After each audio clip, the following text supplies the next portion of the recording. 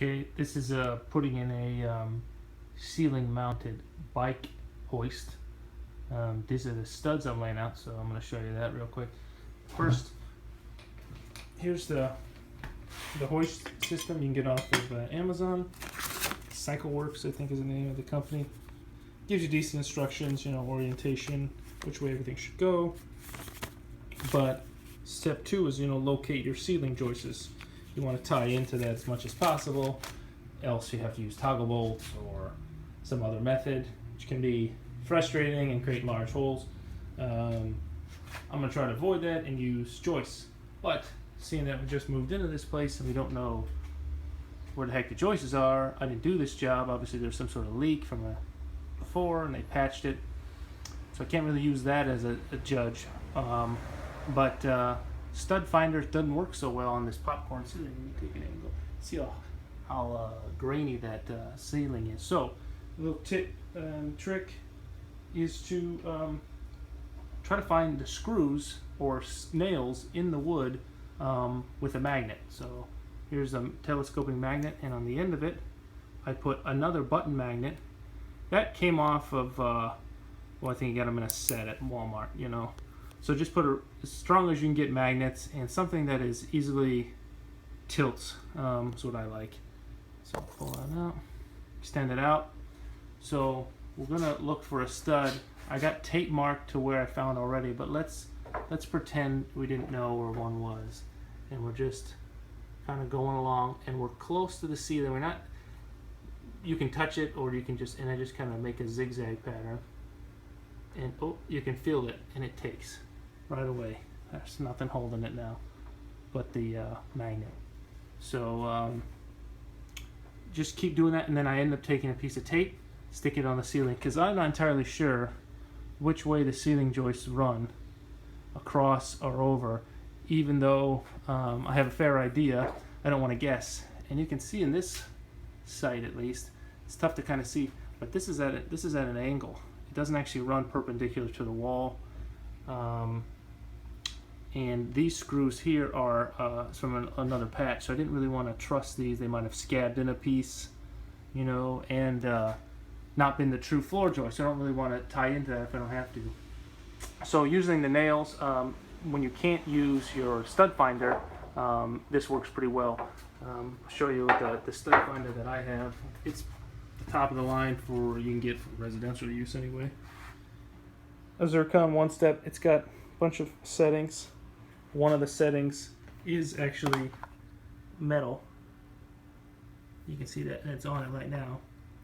The problem is you really need like a soft surface to use that on. Otherwise, you have to hover like I did, and you do get a decent reading, but it's not as consistent as this is. So I'll show you this one. So hold it up flat to the ceiling. Turn it on where there's not metal. Kind of hold it off the ceiling.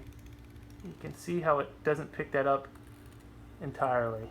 See right there, it started to get some. And see that's the nail right there. So you can you see the middle doesn't work. It's more at the sort of the leading edge, the tip. But you get a sort of a quick one and done. So next step is to hang the bike joists and get the bikes on. But hopefully this helps you out and find joists for your next project. Okay, here it all is hooked up. Both treks are up on their hoists, and just used a piece of lumber to continue that header, since the joists actually run perpendicular with the joist, perpendicular with the bike. And we did that by taping off the ceiling and making sure that the studs were in where they're supposed to be. These little hoists are nice. They look like they're from Home Depot because they're weird orange, but they're actually from Amazon. And sunk 3-inch screws into all the headers, or into all the joists, and then 1.5 inch screws through the hoists in themselves, the body of the hoist, into the 2x4. So it got enough bite, and seemed to be holding up pretty well. At the end there, I ended up having to use a smaller piece of wood, and I ended up putting in 2 giant toggle bolts.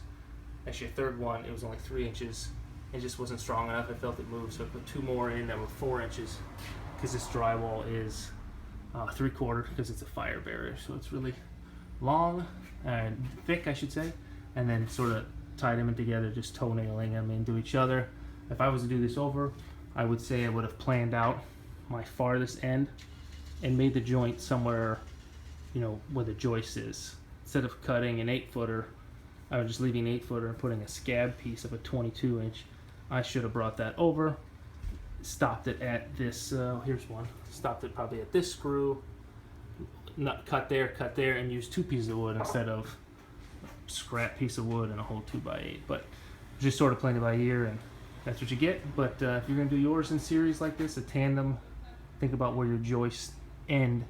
In my case, I ended at the garage door, so I couldn't actually go into the joist itself because it was in the bracketry right here. I would have ended. See where that's basically a joist where this L bracket ends.